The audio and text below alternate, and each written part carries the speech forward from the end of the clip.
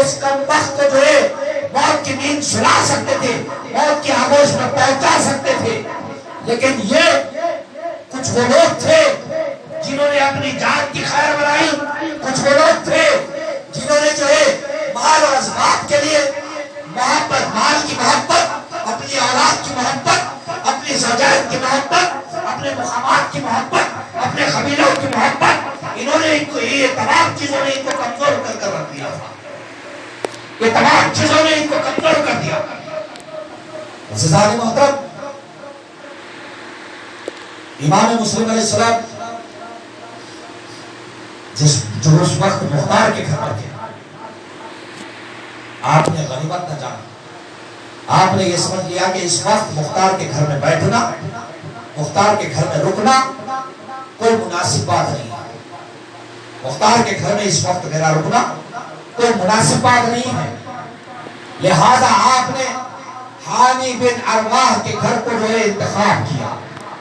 حانی چونکہ جو ہے امام مسلم علیہ السلام سے، اہل بیت تھا رضوان اللہ علیہ مجمعین سے کافی محبت رکھنے والا، آپ نے یہ سمجھ لیا کہ اس وقت مختار کے گھر رکنا مناسب نہیں، اگر یہاں سے جانا ہی ہے تو حانی بن ارواح کے مکان چلتے، آپ فوری جو ہے وہاں سے روانہ ہوا۔ حانی کے مکان پر جب آپ پہنچے تو حانی کو یہ بات گوارا نہیں کری کہ امام علی مقام علیہ السلام آپ کے گھر میں آ جائے، آپ نے کہا کہ آپ میرے گھر میں نہ آئے، آپ میرے گھر میں نہ آئے، آپ کا آنا مجھے گوارا نہیں ہوا۔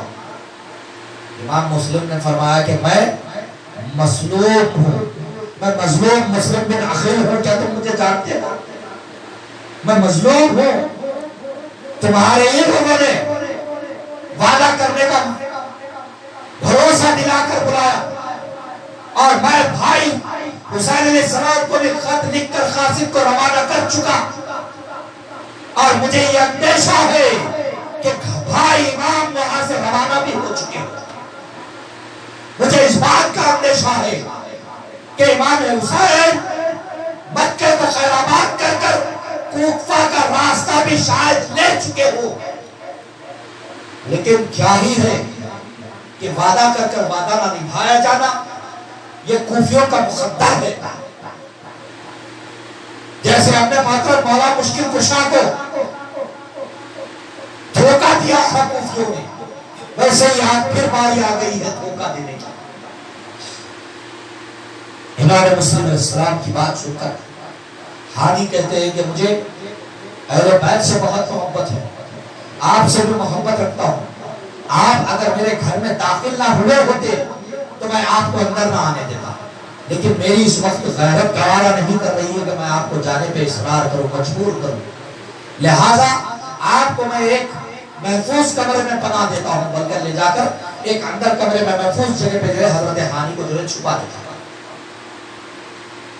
اور حانی کے مکان پر ایک اور شخص تھا جو بیمار تھا، جس سے جو ابن زیاد کے اچھے تعلقات تھے۔ اب ادھر ابن زیاد مسلسل کوفہ میں ہر جگہ تلاشی کرا رہا ہے کہ امام مسلم کو کچھ پتا چلتا ہے، لیکن امام مسلم علیہ السلام کا کوئی پتا نہیں چلتا۔ تھک ہار کر پریشان ہو گیا کہ اب یزید کو کیا جواب دیں۔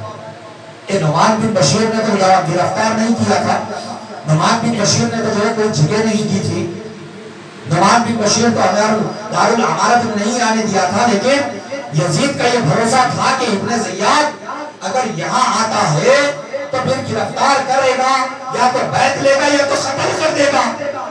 یہی جو ہے یزید کی سوچ تھی، اسی سوچ کے چلتے یزید نے میرا انتخاب کیا تھا کہ میں کوفیوں کو ڈرا دوں گا اور امام مسلم کو گرفتار کر لوں گا، لیکن امام مسلم کا کوئی پتہ ہی نہیں چل رہا ہے کہ امام ہے کہاں۔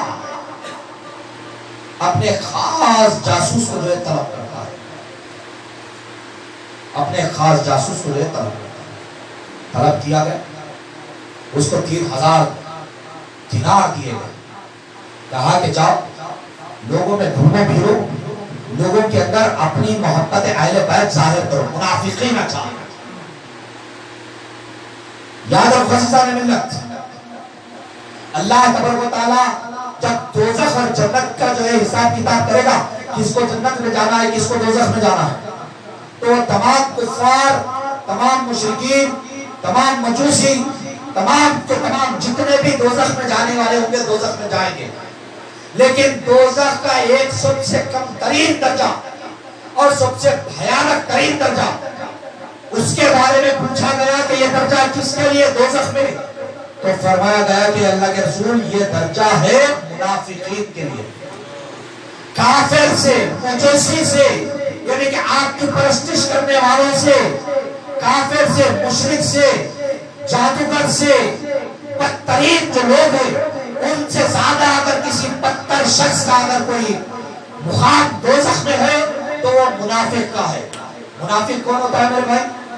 منافق وہ ہوتا ہے جو سامنے یہ کہے کہ میرے بھائی میں آپ کا ہوں، پیچھے جا کے جو ہے آپ کی جو ہے خلاف ورزی کرے، آپ سے سامنے پورے وعدہ وفا کرے، پیچھے آپ کو دھوکہ دے، سامنے آپ کی واہواہی کرے، پیچھے آپ کے تعلق سے دل میں بغض رکھے، آپ کے تعلق سے چغلخوری کرے، آپ کے تعلق سے جھوٹ بولے، سامنے یہ بتائے کہ نہیں میں تو آپ ہی کا ہوں، آپ ہی کے گرد ملا ہوں. یاد ہے مدینہ المنورہ میں میرے آقا کے دور میں مسجد زرار بنائی گئی تھی، مسجد زرار بنائی گئی تھی، اور اس مسجد زرار کیوں بنی؟ اسلام کے خلاف میٹنگز کرنے کے لیے بنی تھی. جس مسجد زرار میں سیدنا عمر ابن خطاب فاروق اعظم رضی اللہ تعالیٰ نے آگ بھر دی تھی، آگ لگا دی تھی سیدنا عمر ابن خطاب فاروق اعظم رضی اللہ تعالیٰ نے اس مسجد زرار میں. منافقین نے مسجد تیار کر کے یہ چاہتے تھے کہ سرکار اس میں نماز پڑھیں گے، مسجد کا افتتاح کر دیں، بہت جلد بازی تھی.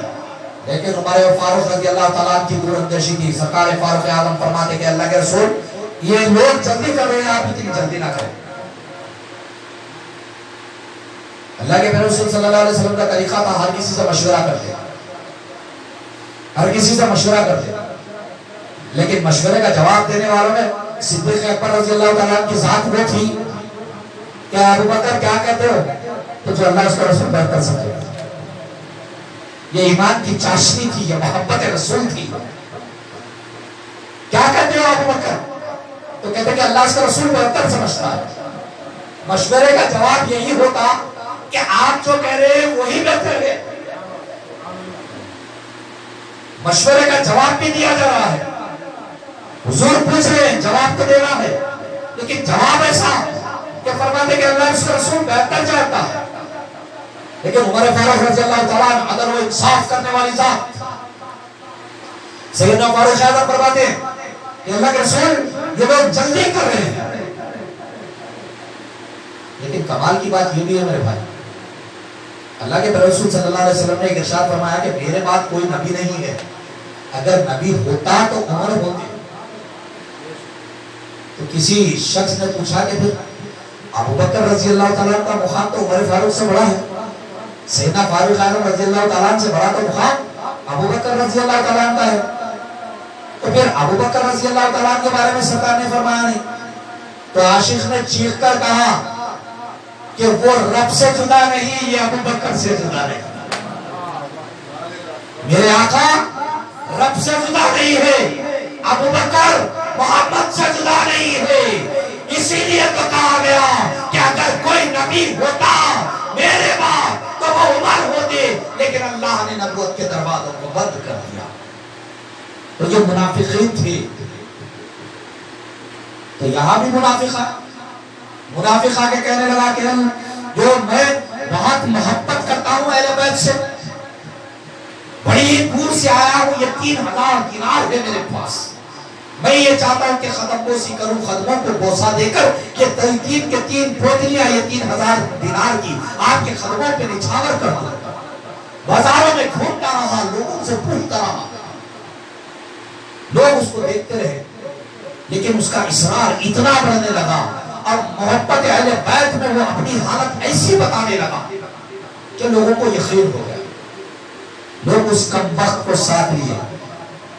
سرکار امام مسلم علیہ السلام کی بارگاہ میں ہانی کے مکان میں داخل ہوا. حضرت ہانی کے مقام میں داخل ہو گئے. امام مسلم علیہ السلام سے اس کمبخت نے جو اپنی بڑی محبت ظاہر کی. ہاتھوں کو چھوٹتا، پیروں کو چھوٹتا، پیشانی کو بوسا دیتا، بار بار جو ہے سینے مبارکہ کو، دل کو جو ہے بوسا دیتا. یہ کہتا کہ جو ہے میری یہ خوش قسمتی کہ میں نے آپ کو چھو لیا ہے.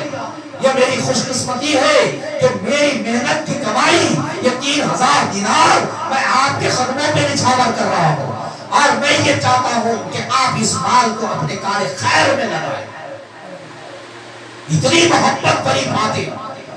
اور ہر لمحے میں یہ کہتا کہ جو ضرورت پڑے تو مسلم آواز دینا مجھے، میں اپنی جان آپ کے نالے پہ قربان کرنے کے لیے تیار ہوں. میں اپنا سب کچھ، اپنا گھر بار، ہر چیز چھوڑ کر آ گیا ہوں. میں یہ چاہتا ہوں کہ مسلم کے قدموں پہ میں اپنی جان نچھاور کر دوں. عزیزان محترم، بار بار یہ کہنا، بار بار کا یہ کہنا، بار بار کا یہ کہنا. حضرت مسلم بن عقیل بھروسہ کر گئے اس شخص کو. دوسرے دن صبح کچھ بازار کا بہانہ بنا کر روانہ ہوا. ابن زیاد کے پاس جا کر تمام باتیں سنا. ابن زیاد نے جو ہے ہانی کو جو ہے طلب کرنے کا ارادہ کیا. اس سے قبل کا ایک اہم ترین واقعہ، ہانی کے مکان میں جو ہے جو اروا نام کا شخص تھا، وہ کچھ بیمار سے تھا. وہ ہانی حضرت مسلم علیہ السلام سے جو یہ کہتے ہیں کہ جو ہمیں ابھی اطلاع ملی ہے کہ ابن زیاد اروا کی عیادت کے لیے آ رہا ہے، تو آپ اندر چھپ جانا. جب وہ آگے مجھ سے گفتگو کرنے لگے تو اثناء گفتگو میں یہ کہوں گا کہ مجھے پیاس لگی ہے، تھوڑا سا پانی مجھے پلا دو، تو یہ اشارہ ہوگا. آپ فوری پردے سے نکلنا اور جو ابن زیاد کا کام تمام کر دینا. یہ پلاننگ کر لی گئی. سرکار مسلم علیہ السلام حجرے کے اندر چلے گئے، پردے کے پیچھے ٹھہر گئے. اب ابن زیاد اپنے غلام کو ساتھ لیا، بھروسے مند غلام کو ساتھ لے کر جو ہے ابن ہانی کے گھر میں داخل ہوا. اروا کی عادت کے لیے آ کر بیٹھ گیا. کیا بات ہے، کیا طبیعت ہے؟ آپ کے والد کے، میرے والد کے تعلقات تھے. مکمل گفتگو چل رہی ہے. اثناء گفتگو اروا نے کہا کہ مجھے تھوڑا پانی پلا دو. کوئی جواب نہیں آیا. پھر کہا کہ مجھے تھوڑا پانی پلا دو. پھر کوئی جواب نہیں آیا. پھر تیسری مرتبہ کہا کہ مجھے تھوڑا سا پانی پلا دو. کیا تم مجھے بغیر پانی کے ہی مارنا چاہتے ہو؟ یہ الفاظ اروا کی زبان سے جب نکلتے ہیں تو ابن زیاد کا جو غلام تھا اس نے اس بات کو بھانپ لیا اور فوری ابن زیاد کو ہاتھ کے اشارے سے کہا کہ تو فوری یہاں سے چل. ابن زیاد نے کہا کہ مجھے اجازت دے، میں روانہ ہونا چاہتا ہوں. تو یہ فوری فرماتا ہے کہ نہیں. اروا کہتا ہے کہ کچھ دیر کے لیے تم جاؤ کہ میں تمہیں کچھ نصیحتیں کرنا چاہتا ہوں، میں تمہیں کچھ باتیں بتانا چاہتا ہوں. تو ابن زیاد کہتا ہے کہ مجھے دارالامارت میں کچھ ضروری کام ہے، وہ نپٹانا ضروری ہے، میں پھر آؤں گا تم سے ملاقات کے لیے. کہتے ہوئے اب ایک بات کرنے ہی والا ہوتا ہے. ادھر سے جو غلام تھا وہ فوری سے ٹھکیلتے ہوئے باہر لے کر نکل جاتا ہے. باہر نکل کر کہتا ہے کہ ابن زیاد خیر بنا، ورنہ اندر تو تیرے قتل کا ارادہ مکمل بن چکا تھا. یہ لوگ تیرا قتل کرنا چاہتے ہیں، لیکن اسے پتا نہیں تھا کہ اندر کون ہے. اب یہ جاسوس اس کے پاس پہنچ گیا. پہنچ کے کہنے لگا کہ جن کی تلاش تمہیں وہ کہیں اور نہیں بلکہ ہانی کے مکان میں جو ہے موجود ہے، ہانی کے مکان میں موجود ہے. ابن زیاد نے کہا کہ ہانی نے کیسے بنا دی، بلکہ ہانی کے باپ کے اوپر تو میرے باپ کے بہت احسانات ہیں، ہانی میرے خلاف کیسے جا سکتا ہے. فوری اسامہ نامی ایک شخص اور دوسرے ایک شخص کو یہ طلب کیا. کہنے لگا کہ جاؤ تم لوگ ہانی کو جو ہے بلا کر لے کر آؤ. تو وہ لوگ ان لوگوں نے کہا کہ ہانی کچھ بیمار ہے، تو کہا کہ نہیں، مجھے اس بات کا علم ہے کہ ہانی اپنے دروازے پہ بیٹھا رہتا ہے، ہٹا کٹھا ہے، اچھا خاصا ہے، جاؤ جا کر بلا کر لے جاؤ۔ فوری وہ لوگ گئے، جا کے کہنے لگے کہ ہانی، ابن زیاد کو اس بات کا علم ہو چکا ہے کہ تمہاری طبیعت ناساز نہیں ہے، تم اچھے ہو، بدگمانی ہو چکے ہو اسے، اور وہ یہ چاہتا ہے کہ تم آگے صلح صفائی کرو، تم آگے ملاقات نہیں کرتے، اس بات کا جو ہے اسے غصہ ہے، تم آؤ، آ کر ملاقات کر لو اور بدگمانی کو دور کر دو۔ یہ کہنے کے ساتھ ہانی فوری جو ہے ان لوگوں کے ساتھ کہہ دیا، فوری جو ہے روانہ ہو گیا۔ جیسے جانے کے ساتھ ہانی سے جو ہے ابن زیاد نے کہا آخری بات آج کی انشاءاللہ، میرا ارادہ تو تھا کہ جو اور کچھ دیر جو ہوں، لیکن حلق ساتھ نہیں دے رہا میرے بھائی، تو آج جو ہے آخری بات کہہ کے رخصت جاؤں، کل انشاءاللہ جو ہے تمہارا اپنے ساتھ گفتگو ہو انشاءاللہ، وہ بھی اگر آپ حضرات کی دعا رہی ہے انشاءاللہ۔ عزیزان محترم،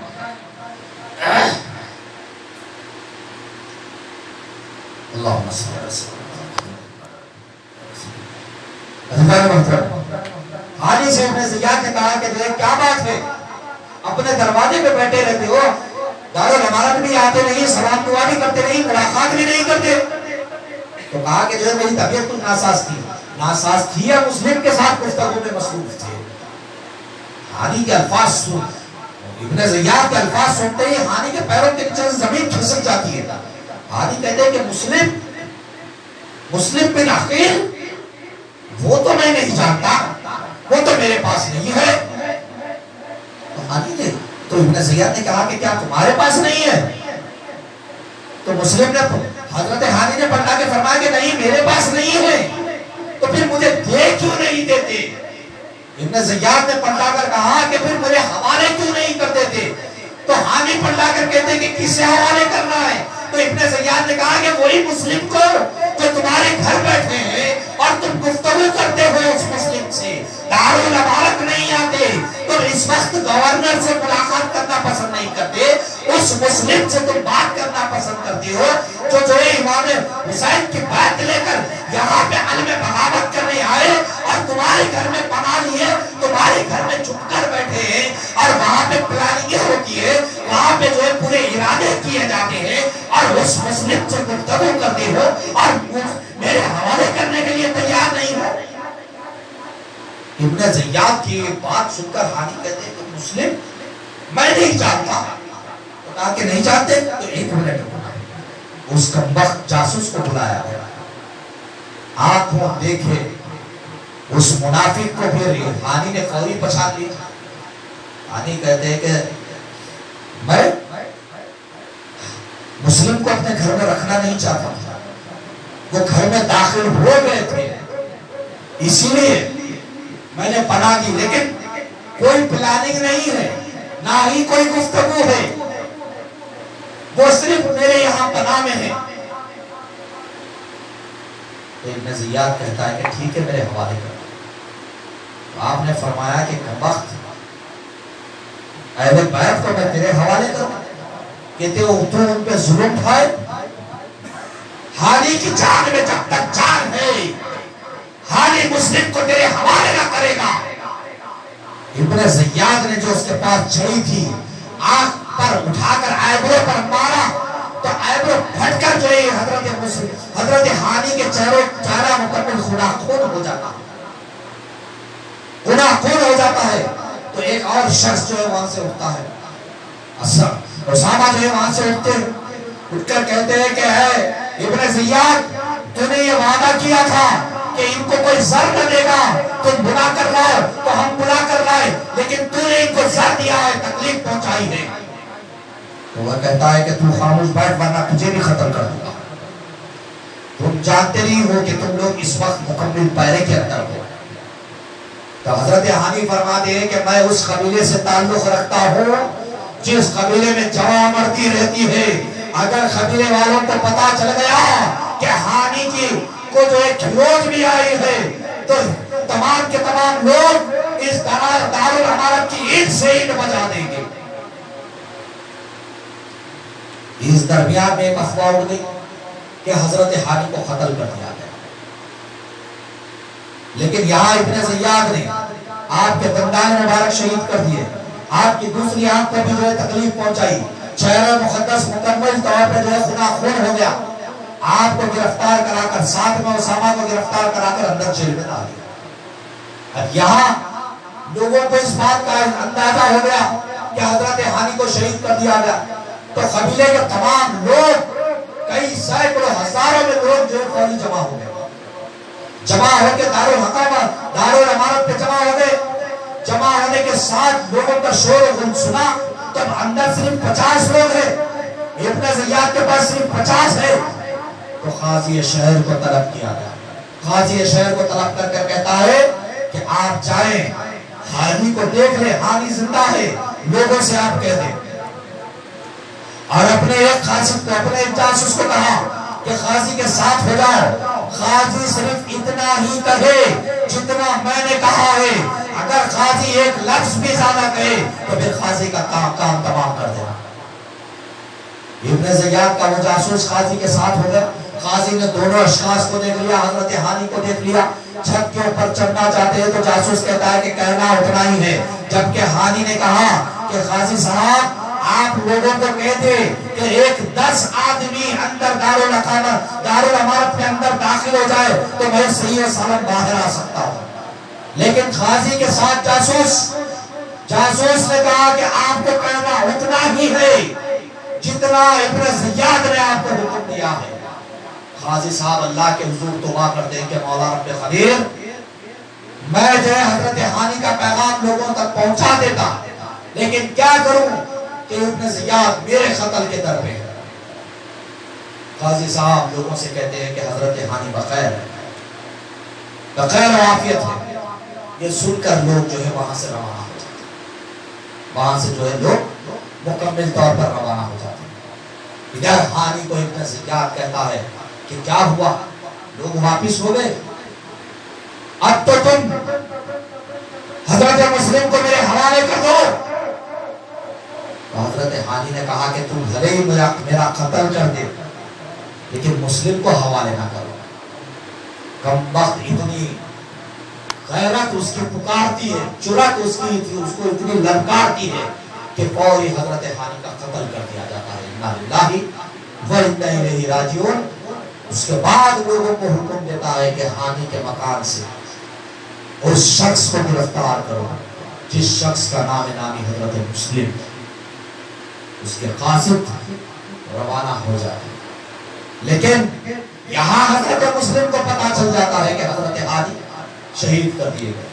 حضرت ہانی نے اپنے لوگوں، حضرت مسلم نے اپنے لوگوں سے کہا کہ لوگوں کو جمع کرو، تو ایک آواز دی گئی تو 4000 کا لشکر جمع ہو گیا، تو وہ جو گرفتار کرنے کے لیے روانہ ہونے والے تھے وہ فوری دارالامارت میں واپس ہو جاتے ہیں۔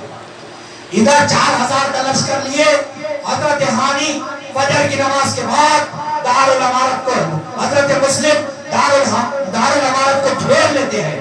اب جو ہی لوگوں کو پتا چلا کہ حضرت مسلم نے اغار کر دی ہے تو 40000 کا لشکر جمع ہو جاتا ہے، لیکن وہ حضرت مسلم چچا زاد بھائی سرکار امام علی مقام ہے، یہاں پہ بھی جو ہے یہ چاہتے ہیں کہ مسلمان کا خون نہ بہے، مسلمان کا خون نہ بہے، صلح اور صفائی کے ذریعے سے جو ہے معاملہ حل ہو جائے۔ یہ وہی مسلم تھے جن کو جو ابن زیاد کا قتل کرنے کا موقع ملا تھا۔ جب ابن زیاد کے جانے کے بعد لوگوں نے پوچھا، ہانی نے پوچھا، اروا نے پوچھا کہ کیا بات ہے کہ تم نے قتل کیوں نہ کیا، کس بات نے تم کو جو ہے ابن زیاد کے قتل سے روکا؟ تو فرمایا کہ 2 باتوں، ایک بات تو یہ کہ ہانی نہیں چاہتے تھے کہ جو ہے میں ان کے گھر میں جو ہے یزید کے ابن زیاد کا قتل کروں، اور دوسری بات یہ کہ حضور پاک علیہ الصلوۃ والتسلیم نے فرمایا کہ مومن کبھی دھوکے سے حملہ نہیں کرتا۔ ہائے ہائے ہائے ہائے ہائے، قربان جاؤ عزیزو، فرمایا کہ مسلمان کبھی دھوکہ دڑی نہیں کرتا، مسلمان کبھی کسی کو دھوکہ نہیں دیتا، یہاں تک کہ مسلمان کبھی دھوکے سے کسی کا قتل نہیں کرتا۔ تو مجھے ان دو باتوں نے روکا کہ اللہ کے رسول نے فرمایا کہ مسلمان کبھی دھوکے باز نہیں ہو سکتا، اور مسلمان اور حامی نہیں چاہتے تھے کہ میں ان کے گھر میں جو ہے خطر و خون کارکری کروں، اسی لیے میں نے جو قتل نہیں کیا۔ عزیزان ملت، امام مسلم نے چاروں طرف سے جو ہے دارالعلماء کو جو ہے گھیر لیا، اور اس کے بعد ابن زیاد نے جو ہے عمرہ کو طلب کیا، ان کو پھر ویسے ہی ڈرایا کہ تم کیا سمجھتے ہو کہ یہ 40,000 کا لشکر جمع ہو گیا تو دارالعمارت پہ قبضہ کر لو گے؟ کیا تم یہ چیز بھول چکے ہو کہ شام کی فوجیں روانہ ہو چکی ہے؟ ان قریب ہے کہ شام کی فوجیں اس وقت کوفہ میں داخل ہوگی بھی اور تمہارا قتل و خون کر دیا جائے گا۔ تو وہ تمام کے تمام تھرا رہے، یہاں سے کوفیوں کے جو ایک پائے استقامت میں جو لغزش نہیں آ رہی تھی، ان کے پاؤں زمین سے اکھڑنے لگے۔ لوگ اپنے اپنے قبیلوں میں پھیل گئے، اپنے اپنے قبیلے کے لوگوں سے کہنے لگے کہ تم واپس چلو، مسلم کا ساتھ دینے میں کوئی حاصل نہیں ہے، اگر تم کچھ انتظار کر لو تو یزید کی طرف سے انعامات مل جائیں گے۔ جو لوگ ساتھ دینا چاہتے تھے ان کی خواتین جمع ہو گئی، ماں نے بیٹے کو روکا، بیوی نے شوہر کو روکا، بہن نے بھائی کو روکا، عورتوں کی باتوں میں آ کے لوگ جو ہے روانہ ہو گئے۔ یہاں تک کہ تاریخ دان مورخ دان لکھتا ہے کہ مغرب کا وقت آتے آتے جو ہے سوائے امام مسلم کے مکمل لشکر چھٹ چکا تھا۔ یہ مظلومیت کی ابتدا ہو چکی تھی امام مسلم کی۔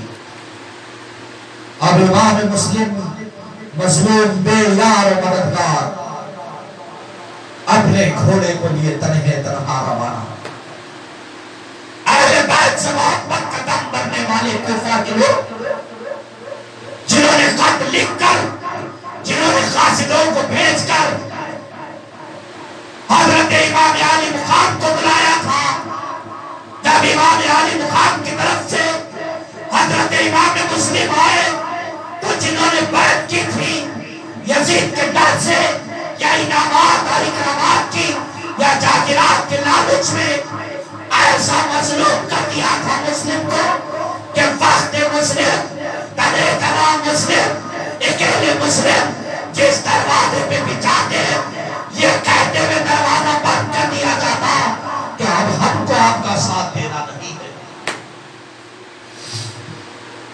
اب ہم کو آپ کا ساتھ دینا نہیں ہے۔ دروازے کوفہ کے ہر گھر کے حضرت مسلم پہ بند کیے جا رہے تھے۔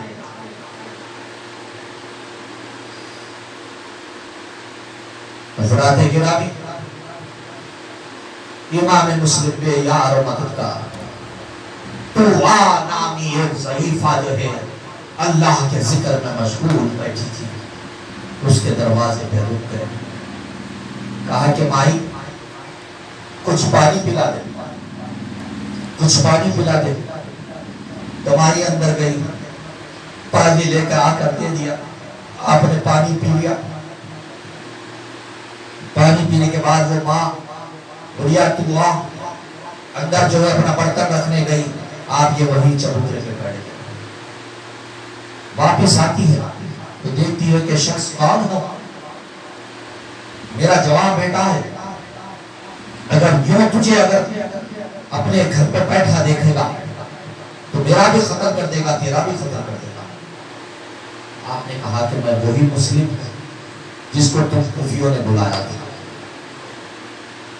وعدہ کیا گیا تھا لیکن بے یار و مددگار چھوڑ دیا گیا۔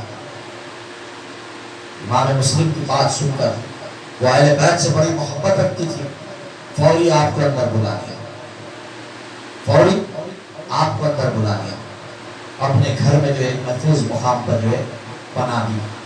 آپ کو جو ہے پھر کھانے کا انتظام کیا گیا۔ آپ شب بیداری میں جو ہے جب رونے لگے تو جو یہ بڑھیا کا بیٹا تھا جو رات آ چکا تھا، رات کافی ہو چکی تھی، یہ سو گیا تھا۔ امام مسلم جو تہجد میں اٹھے، اللہ کے حضور مناجات کر رہے ہیں، اور آج کی آخری بات، بھائی سے محبت ایسی کہ اللہ کے حضور دعائیں بھی کر رہے ہیں تو اپنی زندگی کی نہیں بلکہ بھائی کی خیر کی دعائیں، کہ مولا اگر میرے بھائی امام حسین اگر مکے سے روانہ نہ ہوئے ہو تو مولا یہ انتظام کر دینا کہ پھر وہ مکے سے روانہ نہ ہی ہو۔ کہ ان کوفیوں نے میرے ساتھ تو دغا بازی کر لی ہے، مجھے اپنی پرواہ نہیں ہے کہ میرا کیا انجام ہوگا، یا میرے ان دو ننھے صاحبزادگان کا کیا انجام ہوگا، مجھے اس بات کی کوئی پرواہ نہیں ہے، لیکن خداوندہ میرے اس بھائی کی حفاظت فرمانا جو مکے سے روانہ ہونے والے ہیں۔ وما علینا الا البلاغ وآخر دعواہم ان الحمد للہ رب العالمین۔ انشاءاللہ تعالیٰ کل شہادت امام مسلم علیہ السلام اور مکے سے کوفہ میں میرے آقا امام علی مقام علیہ السلام کی کوفہ کی طرف روانگی اور میدان کربلا کا منظر انشاءاللہ۔ السلام علیکم ورحمۃ اللہ۔